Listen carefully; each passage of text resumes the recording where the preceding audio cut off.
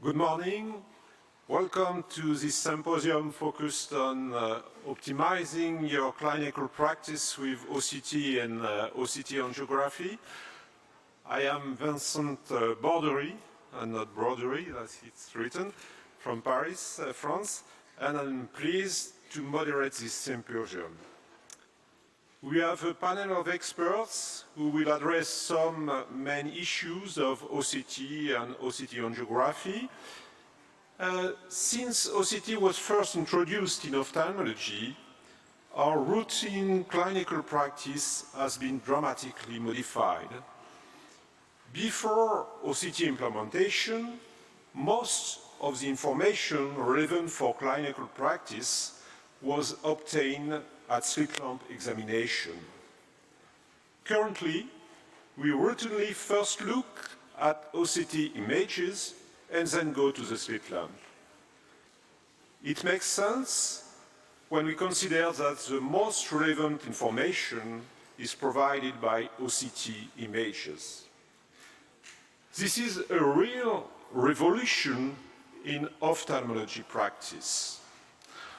I would like to thank OptoView for organizing this symposium and for developing high-definition OCT technology we find so useful for our patients. So we will have 4 talks and then after time for discussion and for questions. Our first speaker will be Dr. Frank Goes. Dr. Goes is the medical director of the Goes Eye Center located in Antwerp, Belgium, and is also president of the Belgian Eye Laser Society.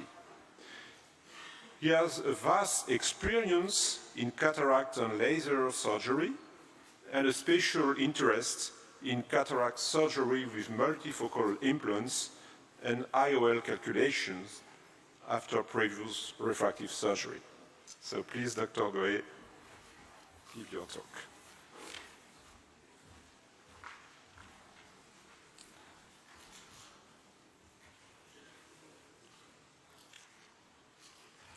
So thank you, Professor Brodery, for the introduction, and thanks for the OptoView for having me. The first talk of this session will be the use of TCP in my clinical practice. It's a full room, and I hope that all of you didn't come only for the sandwiches, and I hope at the end that you will have learned something. As we all know, a lot of refractive surgery has been done over the last few years. Here you can see the graph that gives you an idea about the amount of laser surgery that was done over the last 20 or 25 years. And as we all know, these patients will age, they will get older, they will develop cataract, and they will need cataract surgery. And cataract surgery after refractive surgery is not the same as in a routine patient that didn't undergo refractive surgery, since the relation between the front side and the back side of the cornea changes. A normal relation has a correlation of 82% if you compare front and back side of the cornea, and after refractive surgery it changes, so you need a different way of calculation. You can do it in different ways. You can do the calculation like we all did the last 10 years, doing a topography and use these measurements and adapt your formulas. Or you can just measure the cornea, the front and the back side of the cornea, which you can do with the recent advancements like the OCT. And the OptoView Avanti OCT has a cornea module with the TCP, with a total corneal power possibility that you can just measure the front and the back side of the cornea and use these data to do the calculation of the lens. So this gives you an example of the information that is given to you by the OCT. It gives you an idea of the power of the cornea, the anterior power of the cornea, the posterior power of the cornea, and this is the total corneal power. It gives you an idea about the pachymetry of the cornea, and you can enter these data in a spreadsheet that is given to you by OptoView, or use the data, like we will do in the future, online on the website of the ASCRS. So this is the spreadsheet that was used until now, and if you enter all the data of the OptoView machine, then it will give you an idea about the power of the lens that you have to implant.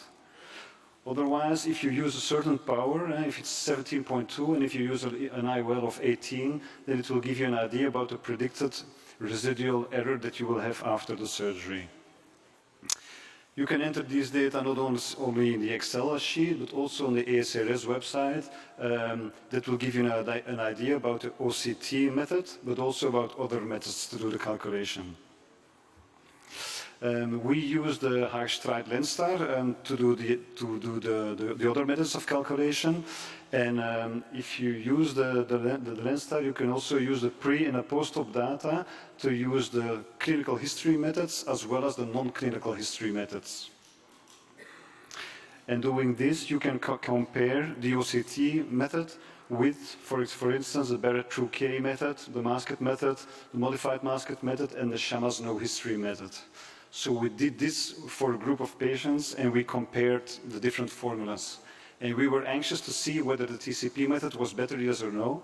And first of all, you have to know that the methods that don't use a clinical history, it's much easier for the surgeon. You can have time off in the weekend. We don't want to spend all the weekend in front of the computer or calling colleagues to have access to preoperative data that sometimes you will find, but sometimes you will not find. If you can just measure without clinical data, it's much easier. So we had a group of 15 patients that had a previous myopic LASIK or PRK that underwent cataract surgery afterwards. We had a group of 8 patients that underwent hyperopic LASIK or PRK and that had an IOL afterwards, and 15 patients had RK with an implant afterwards. So the methods of the study were we compared or we calculated the expected post-op refraction for the implanted IOL, and we compared the expected post-op refraction for the different groups. The error was the post-op refraction minus the expected refraction according to the different formulas. If it's a positive value, it means that it was a hyperopic error. If it's a negative value, it means that it's a myopic error. So first of all, for the non-history methods, we compare the OCT method with all the different methods, and first of all with the methods that don't take the clinical history into account.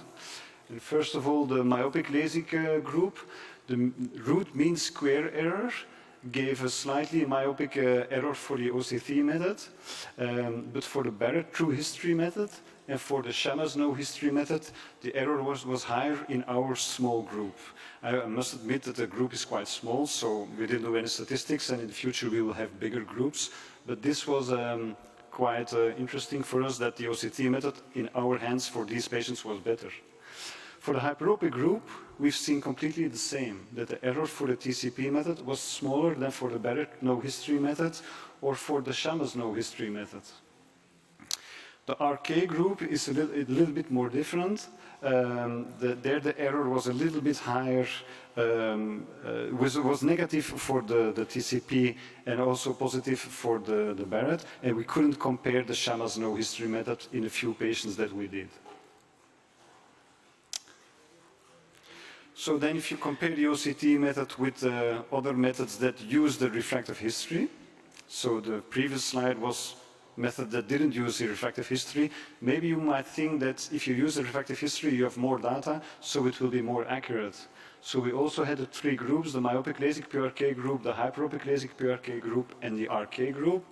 And also here for the myopic PRK or LASIK group, the error of the TCP was lower than for the Barrett-Trouquet, than for the Masket, and then for the modified Masket. You have to take into account that it's not the mean error, but the root mean square error. So every error, we took the root mean square of it. For the hyperopic group also, the error of the OCT method was lower than for the Barrett-Trouquet method, for the Masket method, and for the modified Masket method. And for the RK group, in the few patients that we did, our error was a little bit higher with the TCP method, but we had really low standard deviation. So the results were lying closely to each other, and there was no big spread amongst the results.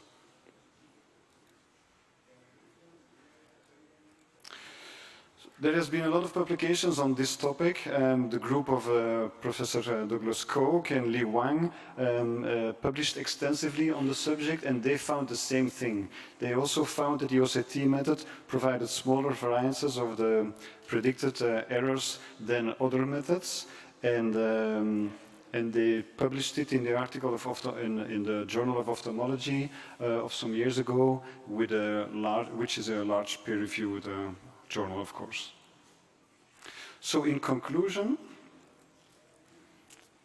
the TCP method that we use, using the OCT, has become our preferred IOL calculation method after previous refractive surgery.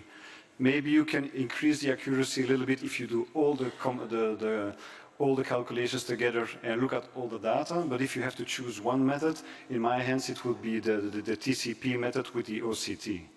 It's really easy to use. You don't have to call your colleagues. You don't have to go looking after previous refractive data. And you don't have to take into account the refractive difference between pre-op and post-op the laser treatment. It's not always easy. If you have a -6 that underwent LASIK, that became minus 0.5. But because of the cataract surgery, they developed some myopia, and they ended up at -2. It's not always easy to know that the refractive effect was -5.5 and not -4. So it's difficult to see when the myopization of the cataract starts and when the stability of the laser treatment ended. And you don't have to take into account these problems if you use a the direct method that you can use using the TCP with the OCT. In our hands and in this group, we rather had myopic errors than hyperopic errors, which is something that we prefer. If you don't have emmetropia, I prefer some, like all of us we do, we prefer some myopia instead of hyperopia. So in conclusion, at this moment, we really think that this method is the preferred method for doing IOL calculation after previous refractive surgery. Thank you. I was told that questions would be asked at the end, so maybe if you agree, we will do all the presentations and then questions will be at the end. Is that okay for you? Then it's my honor to introduce to you Professor Broderie, Vincent Broderie. He's the chairman of the Department of Ophthalmology and he's a member of the directory board of the 1520, which is a hospital in Paris, France. Professor Broderie specializes in anterior segment surgery, transplantation, corneal and ocular surface diseases, and ocular infectious diseases. He has published numerous peer-reviewed papers on surgery and imaging of the cornea. Welcome, Professor Broderie.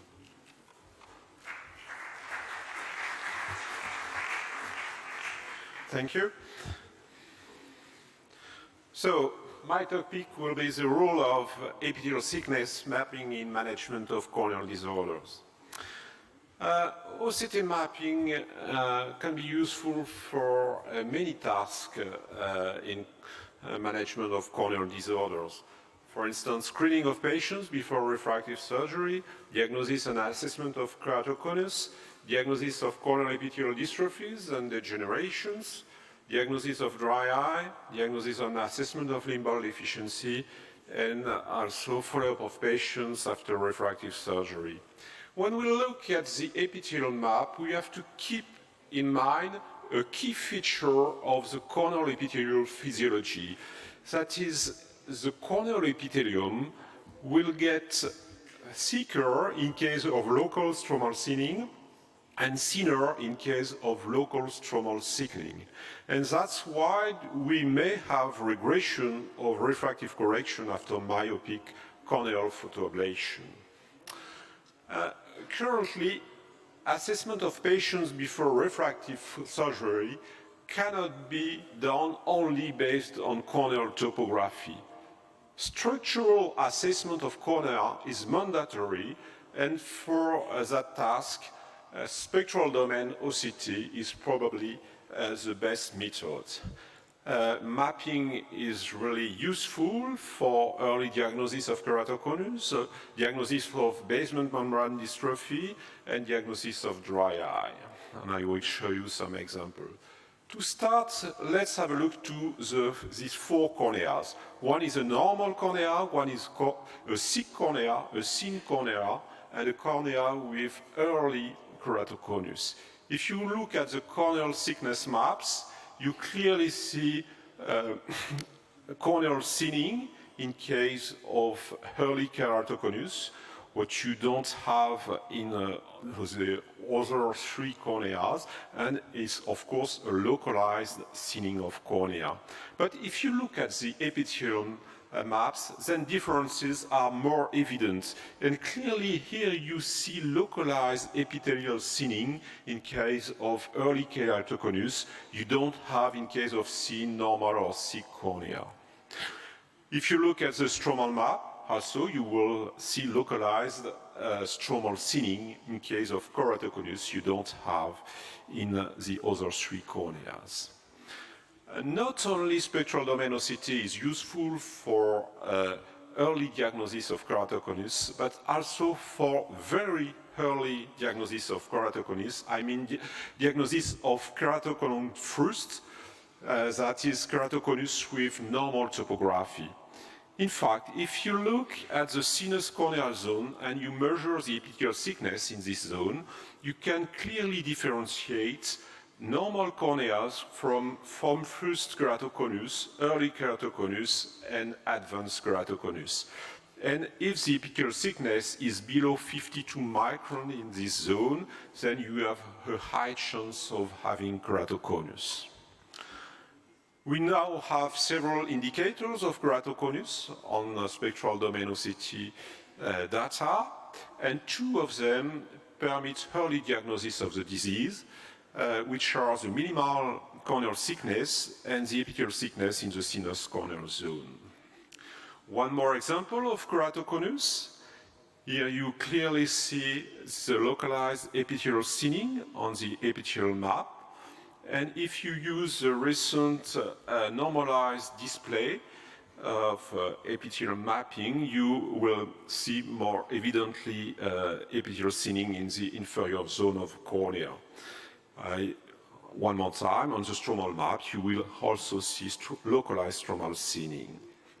A few years ago, we have proposed a new classification of keratoconus based on OCT scan. In this classification, Stage 1 corresponds to early disease with localized epithelial thinning, as we saw. Stage 2 corresponds to stromal thinning with epithelial thickening at the level of conus. Stage 3 corresponds to major stromal thinning and major epithelial thickening with a bow tie pattern. And stage 4 corresponds to panstromal scarring. We've classified corneas with hydrops as stage 5, either acute or chronic hydrops after healing of Descemet's membrane. Spectral domain OCT is useful for the diagnosis, but also for treatment. As you know, the main treatment is cross-linking. And for cross-linking, we need a minimal stromal thickness of 400 micron. And if you keep in mind the scans of a stage 3 keratoconus, you can see that despite an apparently normal or subnormal corneal thickness, you can have very thin stroma at the level of the conus. So stromal maps are very useful to diagnose these patients that should not be treated with conventional cross-linking.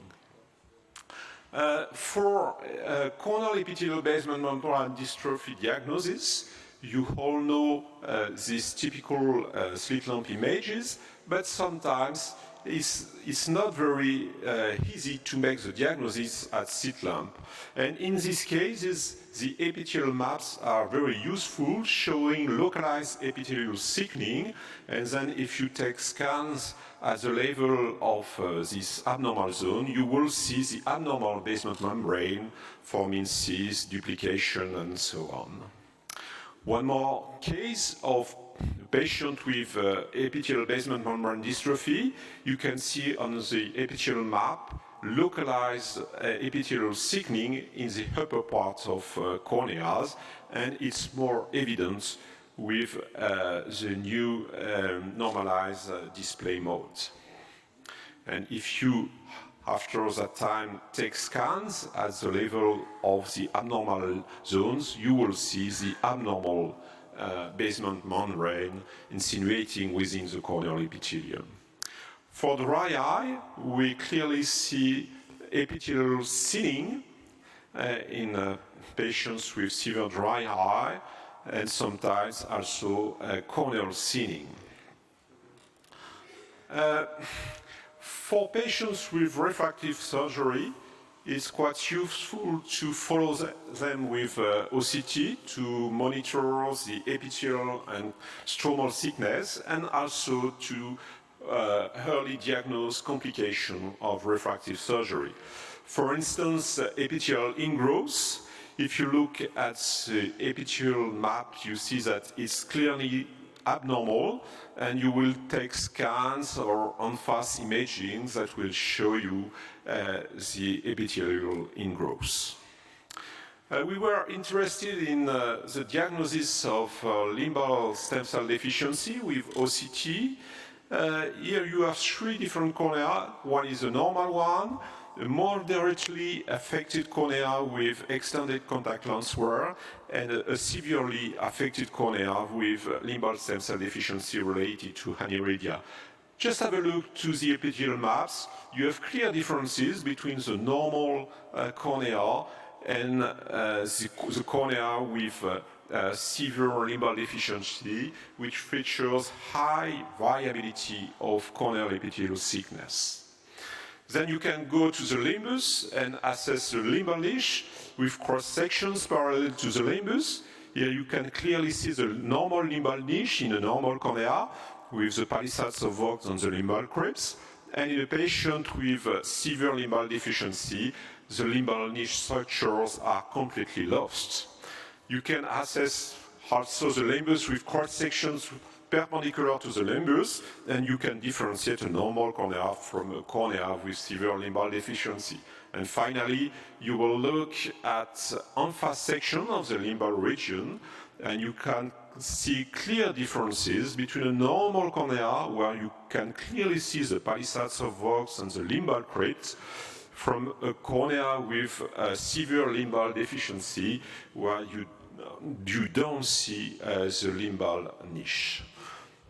When we compare patients with limbal deficiency and patients with normal corneas, we have clear differences in epithelial thickness for minimal, maximal, minimal, minus, max, and standard deviations. But also, we saw that poor visual acuity was significantly associated with lower minimal corneal epithelial thickness, higher maximal corneal epithelial thickness, higher standard deviation, and higher difference between mean and max corneal epithelial thickness. So OCT is really useful for diagnosis, evaluation, and follow-up of many corneal disorders. And I must say that currently we always assess corneal patients with OCT, and often we first look at OCT images before we look at the slit lamp. Thank you for attention.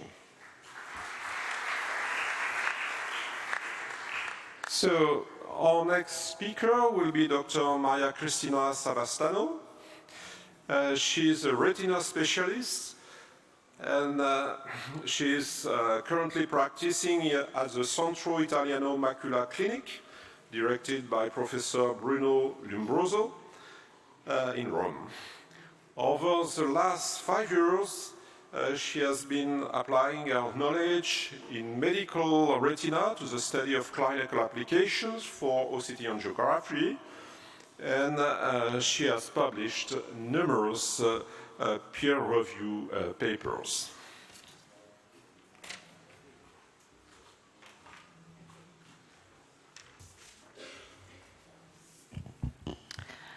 Thank you.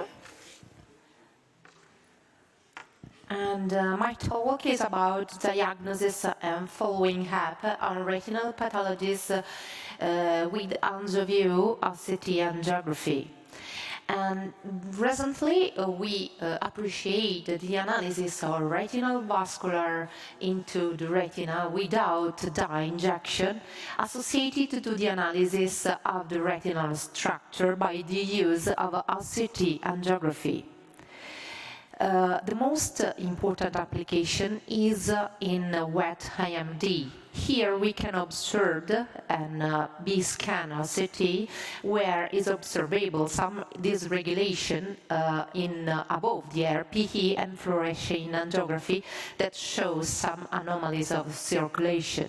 By the OCT angiography it's possible to see exactly the silhouette of neovascularization and follow these anomalies during the injection of anti-VEGF. It's possible to observe too the CNV below the RPE, like in CNV type 1, that are relative to the other retinal space. In RAP lesion, so when we have the anastomosis between the deep circulation and RPE, like we can observe in this type of signs, that is defined like a case sign, we can see the articulation between an anastomosis in the OCT angiography when we make the scan exactly at that level. In myopic patient too, when is complicated by CNV, we can observe in correspondence of other retina or in choriocapillaris about the CNV that is well observable over the time. By the use of OCT angiography, it is possible over the time to study the evolution of CNV during the anti-VEGF treatment. Like in this case, after a few days, it's possible to observe the reduction of CNV. And this is a practice in clinical without dye injection. Sometimes it's useful, the OCT angiography, especially in the difficult diagnosis when we don't know exactly where are observed. Like in these cases that can be dubbed if there is a CNV or not. We can perform the OCT angiography in a vascular zone and we cannot observe anything of anomalous in this area. We can perform here the OCT choriocapillary analysis and no alteration can be observed. So, with the clinical application and ophthalmoscopic observation, we can see that this patient has a pseudovitelliform. Dry AMD can be very useful to study by OCT angiography. As we observed here, the OCT angiography that is defined in correspondence of choriocapillaris show exactly the window of effect due to the absence of RPE, and we can observe the choriocapillaris aspect that are well defined in alpha scan too.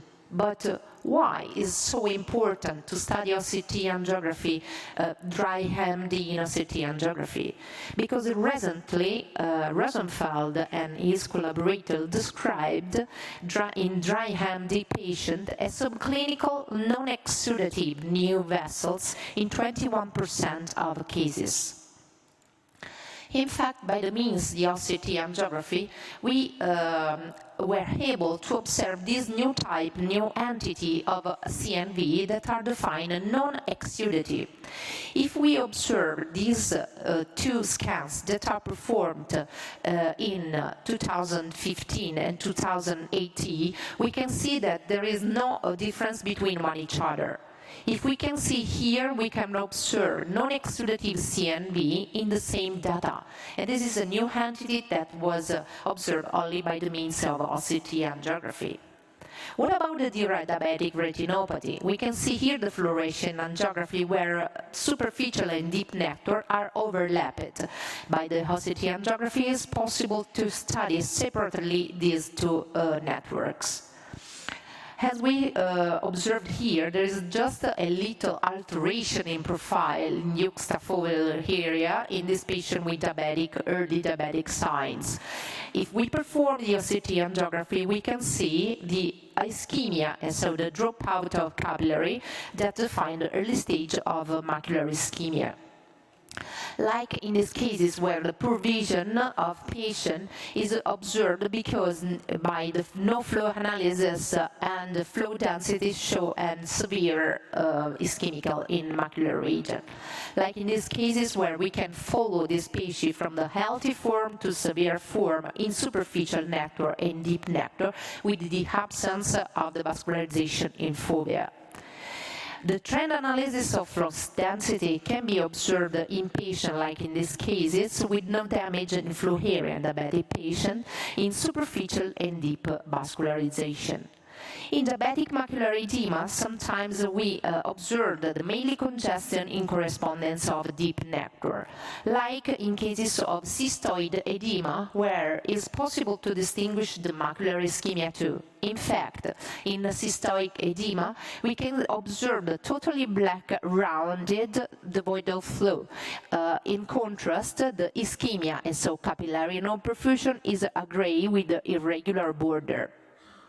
Even in proliferative diabetic retinopathy, we can observe the differences because the fluorescein angiography masked the effect of new vessels, while in OCT angiography we can define the exactly precise silhouette of neovascularization. In this auto montage HT CPR6, we can distinguish the proliferation by the means of this rounded yellow, and we can observe near the disc elsewhere and near the ischemical area. Even in BRVO, we can observe the difference because flow's disc regulation after vein inclusion is well observable and is masked by ligature pooling effect in fluorescein angiography. This is a comparing between healthy and BRVO, where the capillary dropout is well observable in BRVO patient. So we can see ischemia in both superficial and deep. We can see the bead, the phase irregularity, irregular dilatation, and vascular congestion. This is a case in which the branch artery occlusion acute is observable with a sponge edema inside the area of the area of occlusion. And we can see here, especially in the density map, but even in the correspondence of the vascularization analysis, the area of occlusion. After 2 months, the similar patient had this area of absence of inner nuclear layer, in which there is in reference map and map inner layer a precise overlapping of area of ischemical.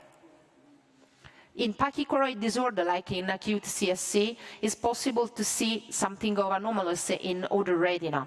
In these cases, it's not observable, but in these cases with chronic CNC, we can see in a vascular zone the choroid anomalies because there is a typical CNV. These typical CNV are named bilateral filamentous CNV and can be bilateral, like in these cases. This was described primarily by the Professor Lombroso and was named filamentous vascular network. So, in conclusion, OCT angiography allows vascular analysis in vivo with a non-invasive method, so we don't have no dye, may be repeated frequently with the possible visualization of the layers separately that are generally overlapped by fluorescein angiography or ICG, with new vessel visualization precise the silhouette, with the highlight dropout area ischemia visualization, and quantitative vascular analysis.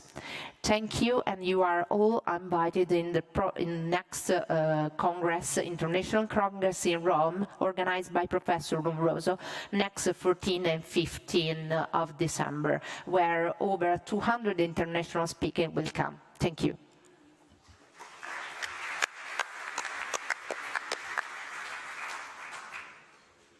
Thank you, Dr. Savastano.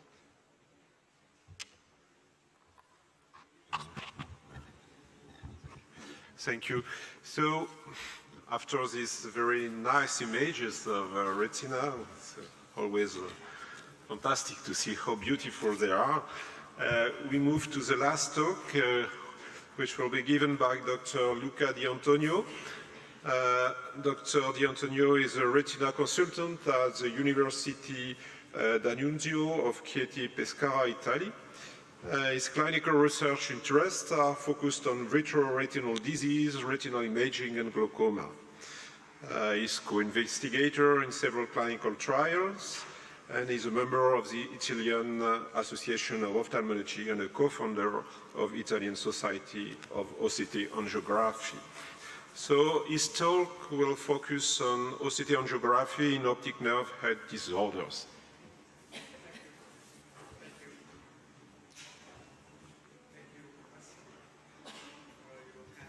Me in this meeting, and so this is my disclosure. And at first, in the last 30 years, we witnessed to a re-evolution of the optical nerve head imaging from color to nowadays OCT angiography. As previously said by Dr. Savastano, optical coherent tomography angiography is a new, safe, and fast dialysis method for studying both retinal and optic nerve circulation, because it gives us both structural and functional information. But first, we have to take a step back by remembering the optic nerve circulation that can be distinguished in two main plexus: the superficial, nourished by RPC, or radial capillary peripapillaris, and the deep by the choroid. And so RPC can be considered as the fourth vascular network in the retina. And these usually nourish the superficial nerve fiber layers surrounding the optic nerve head and play a role in several optic nerve head disorders. So OCT angiography is a true angiostratigraphy because it is a deeper result with respect to the standard fluorescein angiography. And so OCT angiography can be applied in several optic nerve hair disorder, like glaucoma or ischemic optic neuropathy, hereditary disease, and neurodegenerative disease. But how OCTA can be implemented in glaucoma? With the angiodisc analysis that recently received FDA clearance. And it is based on the analysis of the sector modified by Gary Hitry. And so it's possible to obtain a trend analysis of the disc in order to obtain a close follow-up by studying both the RPC vessel density and R and alpha thickness. Several studies stated that there was a decreasing of RPC vessel density in patients with primary open-angle glaucoma and ocular hypertension compared to the healthy subject. Moreover, the decrease in structural and functional parameters, such as visual defect or RNF thickness, is strongly correlated with the impairment of vessel density of the RPC. And moreover, RPC vessel density is not affected by the flow effect like RNFL thickness. And then the choroidal microvasculature dropout was associated with the visual defect. This is an example of the RPC impairment in case of ocular hypertension. Another case of the preperimetric glaucoma, you can see the reduction of the vessel density. And this is the case of the focal defect in the early glaucoma that perfectly correspond to the RNFL defect and visual test defect. So, meanwhile, in diffuse glaucoma, we see the diffuse reduction of the RPC vessel density. And so, with OCTA, it's possible to obtain a certain glaucoma staging system like visual test. And like I said before, RPC is not affected by the floor effect of RNFL, because if you see this case, this patient from 2014 or 2018, there is a progression of glaucoma, and it's possible to see the sign of the progression only with visual field, vessel densities, because there is a flow effect, and the reduction of the RNFL is not more measurable. And then there is a relationship between the choroidal microvasculature dropout with visual field defect. It's possible now to translate the posterior imaging to the anterior imaging and to study the surgery and the effect of the surgery on the vascularity of the bleb. This is a case of the functional bleb after microinvasive glaucoma surgery, and you can see that there is a displacement of the vessel. That's the typical sign of the functional bleb. Controversy in faded bleb, you can see that there is no displacement of the vessel. And so the vessel density of the bleb could be considered as a biomarker of the functionality of the bleb same after the surgery.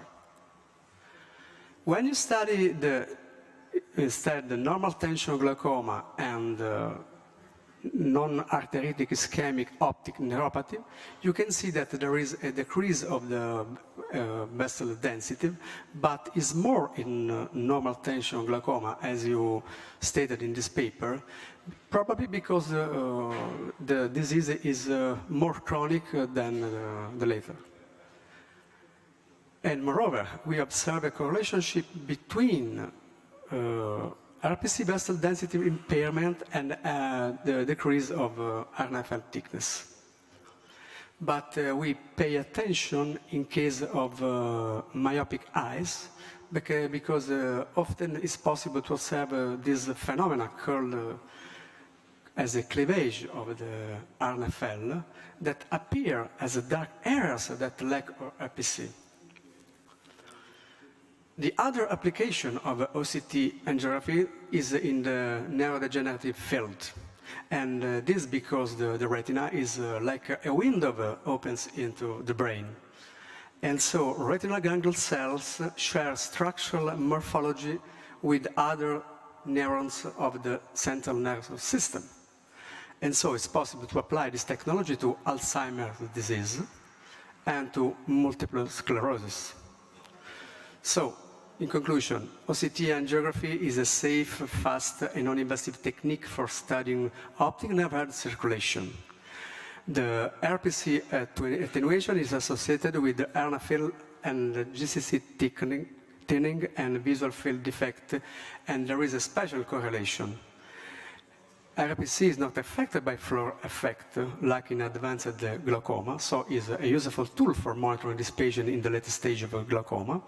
And moreover, we can observe the choroidal microvascular dropout that is related to the visual field.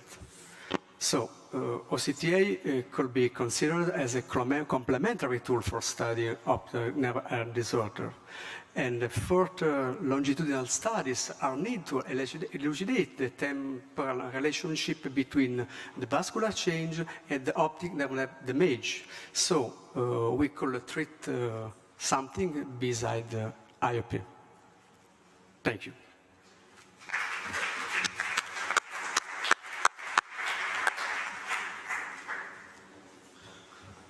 Thank you, Dr. Di Antonio. So now we have time for discussion. So if you have questions to our colleagues, don't hesitate to take a microphone and ask questions. Yes, please take the microphone.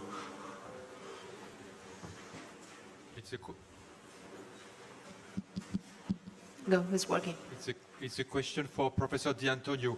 What do you think about early detection of Alzheimer's disease with angio-OCT? May you repeat the question? What do you think about early detection of Alzheimer's disease with angio-OCT? Okay, thank you. In Alzheimer's disease, there is a recent publication of JAMA Ophthalmology that said that the better tool for monitoring the disease is the RNFL thickness. But now it's possible to extend this tool to OCT angiography applied on the macular area, because the vessel density impairment of the superficial capillary plexus is an early sign of the Alzheimer's disease.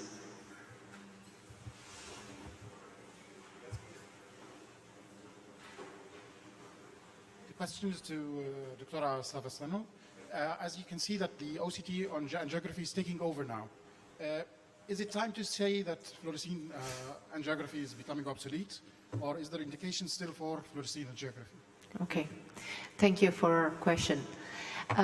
In real clinical practice that we perform, the OCT angiography that is about 4 years and a half, we reduce totally the fluorescein angiography study and evaluation for about 90%.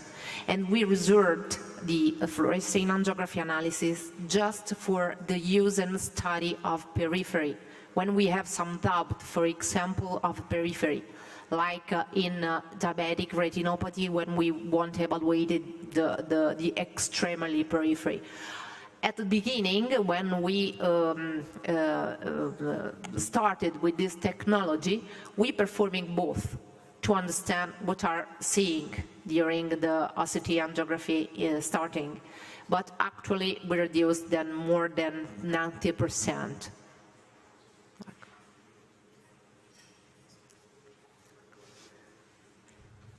Dr. Goss, can we use TCP in normal eyes that haven't been treated with laser or somehow?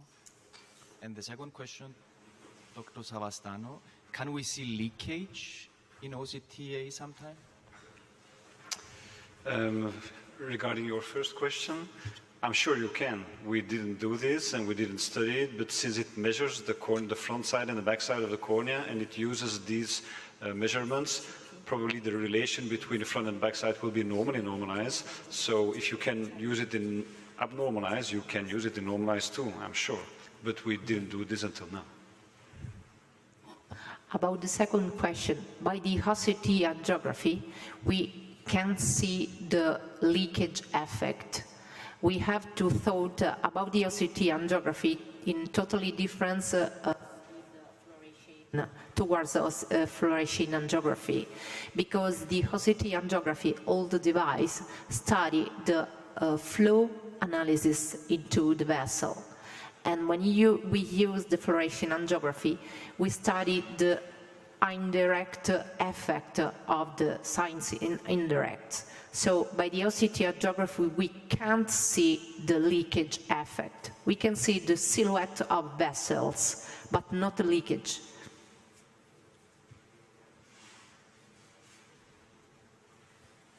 Yes? When you are looking at the vessel density of the macula, do you pay attention to the density of the fovea? Do you take it in mind? Because in many cases I find that it is decreased, and I cannot find any reason for that. Correct. The vascularization of the fovea is an important point, because we don't have normative data about the enlargement of foveolar vascular zone. Normative data about these sites should be improved in the future. Anyway, in the central part, so in foveolar vascular zone, there are no circulation observable by the OCT angiography, because anatomically there is a foveolar vascular zone.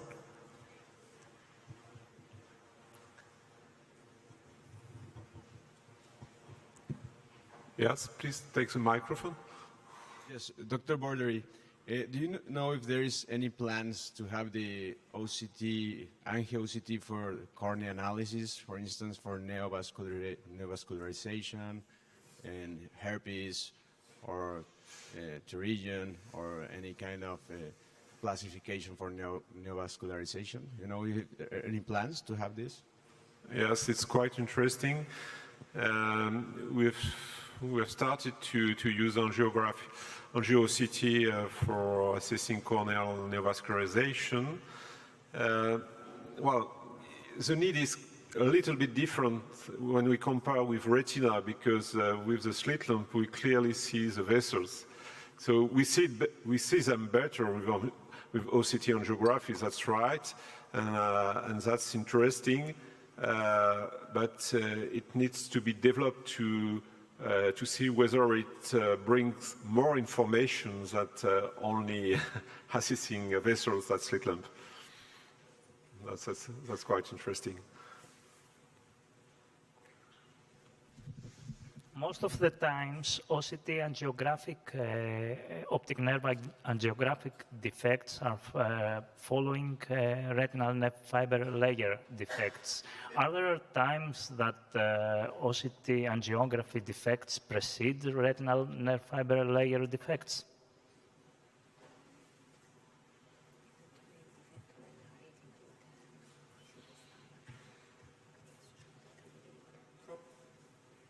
Yes, probably it's possible to have RNFL defect with the damage of the superficial vascular plexus or around the optic nerve, probably due not only of glaucoma, but even if in vascular disease. For example, in the partial artery occlusion, it's very easy to see that in fluorescein angiography is not possible. And so you can make the right diagnosis in patients that present a little scotoma, for example. Yes, please. Yes? As well as for the glaucoma follow-up patients and the diabetic patients, do you use more the density map, the colors, for comparing, or do you use the numbers on the side? I use the map colors because AngioView gives the possibility to obtain a trend analysis with a minimum of five scans for period, in order to reduce the variability of the measurements.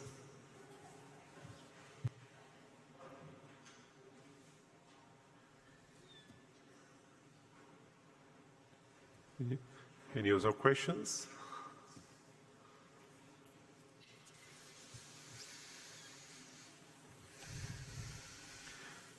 No. So if there is no more question, I would like to thank my colleagues and all of you for attending this symposium, and I wish you a very nice and pleasant meeting. Thank you so much.